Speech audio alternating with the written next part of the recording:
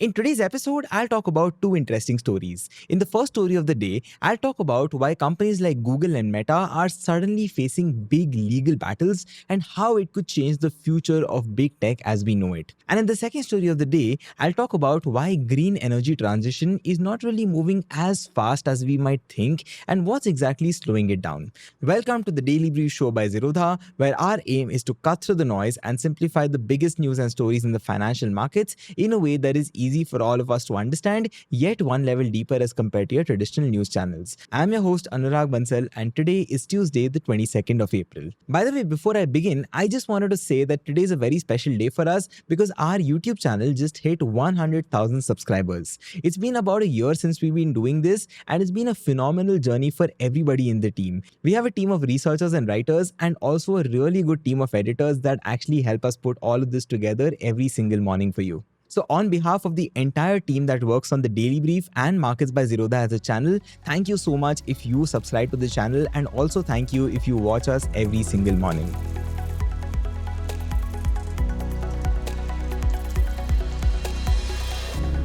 On that note, let's begin with the episode. See, last week, something really big happened in the world of technology. Two of the most powerful companies on the internet, which is Google and Meta, were hit very hard by the US government. Both of these companies are now at the center of some serious antitrust cases. And while these cases are being heard in American courts right now, the outcome could affect people everywhere, including in India, because of just how much these companies control across the entire world. But before I get into the details of the case, it's worth understanding what an antitrust is even all about. See, at its very core, antitrust law is about making sure that companies do not misuse their power. In a healthy market, businesses are kept in check by competition. Basically, if one company messes up, say it makes a bad product or it raises up prices too high, customers can always go to someone else. Now, that fear keeps businesses honest and customer focused as well. But the thing is, sometimes this balance breaks. When a company becomes too big or too powerful and people have no real alternative, the company can start doing almost whatever it really wants. It does not really need to worry about losing customers because the customers do not really have anywhere else to go apart from them. And that is when free market stops working properly, and that is what antitrust laws are meant to fix. Now, don't get me wrong, just being big is not really illegal. If you build a great product and everyone wants to use it, that's of course fair. But the problem is that if you become big by doing unfair things, like say for example buying out your competition or forcing others to work only with you, or maybe even secretly blocking rivals, that is when regulators start stepping in. And that's also what they call monopolization or restraint of trade. Both are basically ways of killing competition, not by being better, but by bending the rules towards yourself. Now, the US has had antitrust laws for a really long time, and the most famous one was called the Sherman Act, which was passed way back in 1890. But those laws were designed for a very different kind of economy, which was one that dealt with factories, railways, and steel companies, and not really search engines or social media platforms. So the thing is, when companies like Google, Meta, Amazon, and Apple came along and they created entirely new digital ecosystems, regulations did not really know how to respond to it. For years, these companies felt almost untouchable. And the thing is, it was not really because of how much money they had, but because nobody could clearly say what rules they were breaking or even which rules applied to them in the first place. But that is changing now, and last week showed just how serious the shift has been with this. I'll start with Google to explain what's happening. See, while most people think of Google as a search engine, the real money for Google comes from the business of advertising. Almost everything Google does, which means search, YouTube, Gmail, etc., is free for users like you and I, and that is because advertisers are the one that are paying for access. Google has basically built an entire behind-the-scenes system for digital ads. If you run a website and you want to show ads, you use something called DoubleClick for Publishers or DFP, which helps you manage ads show up on your page. And if you're a business and you want to advertise, you end up using Google Ads to create and publish your advertisements. There is also another advanced tool called Display and Video 360 for large-scale campaigns. And sitting between all of this is Google's ad exchange platform, platform called AdX, which acts like an auction house and connects advertisers and publishers. Now, the US Department of Justice, or DOJ, argues that Google did not play fair with this system. They say that Google owns every single part of the digital ad pipeline and it has used that power to shut out competition. I'll explain this with an example to you. For example, if you wanted access to Google's AdX exchange, which had the best ad deals thanks to Google's massive advertiser base, you were also forced to use DFP even if you liked another platform a little bit better. And at the same time, Google bought out most of DFP's rivals, so publishers did not really have other good options in the first place. So in effect, Google made it almost impossible for any other company to compete in this space whatsoever. Now I can get a little more technical here, but for the sake of this conversation, the basic idea is that Google ended up controlling both sides of the market and it designed its tools in a way that gave itself an unfair edge. For example, its ad exchange, which is AdX, had special access to data which allowed it to see what other ad exchanges were bidding for. So basically with that information, it could beat those bids by just 1 cent, not by offering better value as such, but by gaming the entire system. In 2023, the DOJ took this issue to court, saying that all of this violated the Sherman Act. And last week, the court agreed with most of the DOJ's arguments. It said that Google had built a monopoly over both ad exchanges and ad serving tools, and it didn't do that just by being good at what it does, but by cutting off the legs of sorts of the competition. And that, the court said, was illegal to do. But that said, Google did get a partial win over here. The court did not agree with the DOJ that Google had a monopoly in sourcing ads, which means that part of the system where advertisers place their advertisements. The court said that that was not a separate market as such, so at least for now, that part of Google's ad business is not under direct threat as such. But overall, this judgment is a huge blow. Digital advertising is a massive part of Google's revenues and it makes up more than 80% of its entire business. And the sad part for Google is that this decision came just a few months after another ruling that challenged its dominance in the search engine market. So taken together, these cases could really shake up the very foundation of Google's businesses. If the DOJ gets what it wants, parts of Google could be broken up and handed over to other companies. We could also see a future where Google no longer exists as a single company but is split into several different entities. But like I said in the beginning, Google is not the only tech giant that is in trouble. Last week also marked the beginning of a major new case against Meta, which is the company behind Facebook, Instagram, and WhatsApp. The US Federal Trade Commission, or the FTC, has accused Meta of running what it calls a buy or bury strategy. The claim is that Meta did not just compete with other social media companies, it actively tried to eliminate them from their market. And they claim that Meta did this not by building better products, but by buying out anyone who even looked like a threat to them. The FTC has a collection of internal emails from the early 2010s that it is using as an evidence. These emails suggest that Mark Zuckerberg and other executives were genuinely worried about how quickly Instagram was growing. Even back then, they could see that it was addictive and it offered an experience very similar to Facebook,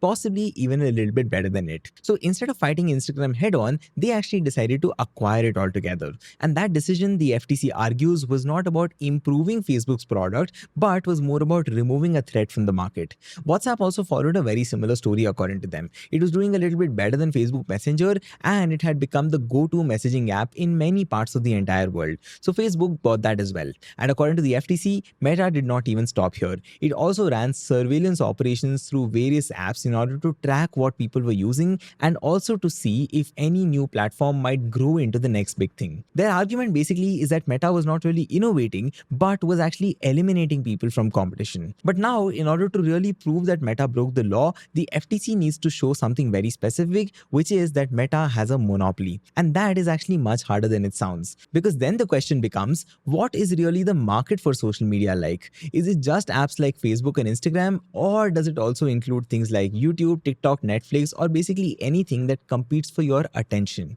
There is also the question that even if Meta controls a large part of social media, does it really have a power over its users? Could it really get worse and worse and still keep its audience simply because there is nowhere else to go for people? Or will people leave like they have done with other platforms in the past? Now, of course, there are no simple answers to all these questions, and that is why this trial is being watched so closely by everyone, because it could really help define how all of us like you and I think about digital monopolies. But what is clear with all of this is that Meta and Google, both of them, are very worried. Reports say that Meta is willing to pay $1 billion US just to settle the case, but the FTC has not agreed to it. They wanted at least 18 billion US dollars to even consider closing the matter. So now the fight is going to court, and that's not even all. Other big companies are also facing the heat because of it. Apple is being sued by the DOJ for allegedly maintaining a monopoly in the smartphone market by using its control over the iPhone to block other apps and services. Amazon is also in trouble with the FTC claiming that it punishes sellers who try to offer their products elsewhere for a little bit cheaper.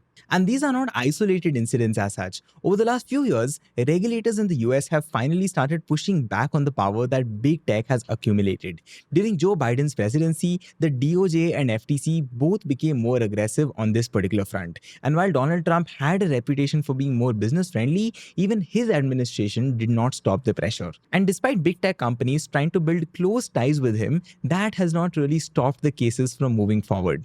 So what we are seeing right now could be a bit of a turning point. For many years, big tech seemed unstoppable, which means too big to fight and too complex to regulate. But last week sort of showed us that they are not really immune to these consequences. Now, whether these cases actually end up succeeding or not, they are a sign that governments are finally willing to take them on. And depending on how the courts decide, we might soon be living in a world where the tech giants that we've grown used to look very different from what they are today. On that note, let's move to the second story. See, there's been a lot of talk lately about the world moving towards green energy. Solar panels on rooftops, wind farms stretching across the sea, electric vehicles on the road, etc. And it all sounds very exciting, like we're finally making progress on climate change. But the thing is, according to a recent JP Morgan report, this hope may be a little bit premature for us. Because while it looks like we are making a green transition, the actual pace at which it is happening is far more slower than what most of us think it is. In fact, it might take us even several decades and not even years to really leave fossil fuels behind. I'll explain the details here, but before I get into that, let me explain very quickly what green transition exactly means here. See, very simply put, this is the process of shifting our global energy system away from fossil fuels like coal, oil, and gas and towards renewable sources like solar, wind, hydro, and maybe even hydrogen in the future. Now, this is a very big shift because fossil fuels are the single biggest reason why we are facing climate crisis in the first place right now. Every time we burn them, which is to power our homes, cars, factories, or cities, we end up releasing carbon dioxide in the atmosphere. And over time, that has led to global warming, rising sea levels, melting glaciers, extreme weather events, and the list goes on. So, if we really want to avoid the worst outcomes of climate change, we have to stop burning fossil fuels. Now, that is the basic idea behind green transition. But the thing is, a lot of us assume that this shift is already well underway, especially when we see charts showing how fast solar energy is growing. And to be fair, in some ways, solar is really growing fast. In absolute terms, the world's solar capacity, which is the amount of solar panels that we have installed, has been rising dramatically year after year. And if you look at the graph of solar installations over time, it often takes the shape of a hockey stick like, which is flat for a while, then suddenly shoots up. That kind of graph usually signals exponential growth, which is the kind of rapid, unstoppable momentum that we often associate with breakthrough technologies. But I'll tell you the catch here. Just because we are installing a lot of solar panels does not really mean that we are actually generating a lot of electricity here. And that is because solar energy is intermittent by nature. Basically, the sun does not shine all the time. Some days are cloudy, and obviously the sun sets in the evening. And when the sun is not around, solar power generation also drops to zero. So while we may have actually built a massive amount of solar capacity, only a very small fraction of that gets used very consistently. On an average, solar plants around the world operate at just 15 to 20% of their full potential. And that means, practically speaking, we are getting much less electricity than the headline numbers actually suggest. And this brings me to the second issue, which is that electricity itself is only a part of the world's total energy use. See, in most countries, electricity makes up around 1/3 of all the energy that they consume. The remaining 2/3 comes from things like transport fuels, industrial heat, and manufacturing processes, which are areas where electricity, especially from renewables, still struggles to make a dent. Let's take industries like steel or cement as an example. Now, these are incredibly energy-intensive sectors that require very high temperatures to operate, and they don't just need any energy. They need energy that is reliable, that is dense, and also very controllable. What's unfortunate is that fossil fuels are the only ones that are ideal for this, and that is why about 80 to 85% of the energy that is consumed in heavy industry still comes from coal, oil, and gas. And until all of us find a viable clean energy alternative, alternative that can match the performance and price of fossil fuels in these sectors, the transition will remain stuck. So even though renewables are definitely making great inroads into electricity generation, when you zoom out and look at the world's total energy usage, solar's share actually shrinks to just 2%. And that is very, very tiny. And that is why this JP Morgan report calls this transition linear rather than actually exponential. Our energy mix, which is a combination of all the different sources that we rely on, is only shifting by 0.3% to 0.6% every single year in favor of renewables. And at this pace, it will take us multiple decades before renewable energy becomes the major source of our energy. And in the meantime, we'll keep burning fossil fuels and keep adding to the climate crisis. Now, of course, mind you, all of this is not to say that green transition is not happening at all. It definitely is. But what we need to understand is the scale of the problem. The shift is not happening as fast or as smoothly as many headlines suggest. It is a slow, complicated process. And historically, energy transitions have always been very slow. If you look back in time as well, coal began to replace wood as a major energy source during the early phases of the Industrial Revolution. But even by 1840, it only made up about 5% of the world's energy usage. It took another 60 odd years before coal actually became the dominant force. Even oil came in during the early 1900s but was only able to manage to overtake coal around 1964. Another example is natural gas, which was discovered later but still has not become the world's primary source of fuel. And even today, in countries like India, millions of people continue to rely on wood and other biomass fuels for cooking and heating. So the point that I'm trying to make is that transitions definitely take time because energy is not just a commodity, it is sort of deeply embedded in how we live, how we work, and how we produce things. Changing energy systems means changing entire supply chains, industries, machines, and even consumer behavior. It basically means building new infrastructure right from scratch. These are generational changes and not annual ones. Some people might argue by saying that this time is different and the stakes are higher because the climate crisis is urgent. Now that, of course, I agree is true, but the thing is that urgency alone cannot change the rules of economics. In the past, we have seen rapid industrial shifts happen, but only when there was a strong economic reason to do so.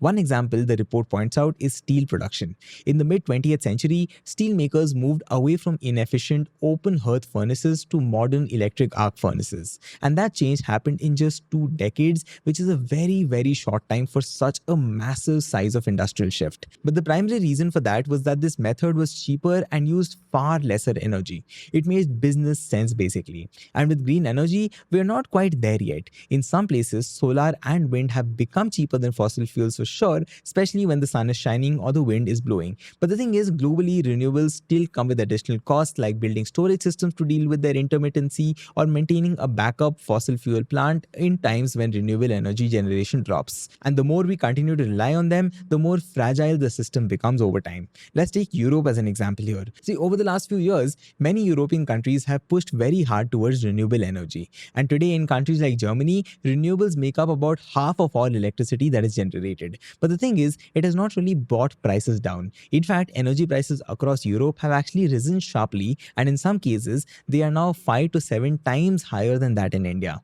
A part of this is due to the war in Ukraine for sure and the loss of cheap Russian gas. But a part of it is also because renewables, for all that they promise, cannot really always meet the demand when it is needed the most. And that is what happened in Germany earlier this year. There was a period when solar and wind power output dropped dramatically. Electricity prices across Europe spiked around that time since the entire grid is interconnected with each other. And this price surge played a massive role in triggering political instability, including, believe it or not, the collapse of Norway's government. And if you talk about the US as one more example here, there are growing concerns there as well. In the Midwest, the regional grid operator, which is called MISO, has warned that during peak summer demand, they might not have enough electricity supply to keep up. And if that happens, parts of the region could face blackouts as well. So all of this uncertainty is actually a big part of the hidden cost of a renewable heavy grid. So I'm sure the question now is, what's really the takeaway for all of us from all of this? See, the point is that it's not just renewables that are bad or that green transition is pointless. It's actually far from it. The world needs to move away from fossil fuels, and the sooner we do that, the better it is for sure. But it is also important to stay in reality checks about where we are in that entire journey. The truth probably is that we are still in very early stages, and unless we really find a way to make green energy cheap, reliable, and scalable, that too without government subsidies or external pressures, we will not really get there fast enough. Currently speaking, we have not hit that inflection point, to be honest. The economics do not fully support a rapid shift, and until they do, the green energy transition will continue to move slowly and almost step by step year after year. That brings me to the end of the two stories of the day. With that, let me move on to the final section and talk about the quick news headlines. First, state-run telecom operator MTNL has defaulted on loans worth 8,346 crore rupees borrowed from 7 public sector banks according to a regulatory filing dated April 19, 2025. The largest portion of the defaulted amount is owed to Union Bank of India at around 3,600 crores, followed by Indian Overseas Bank at about 2,300 crores.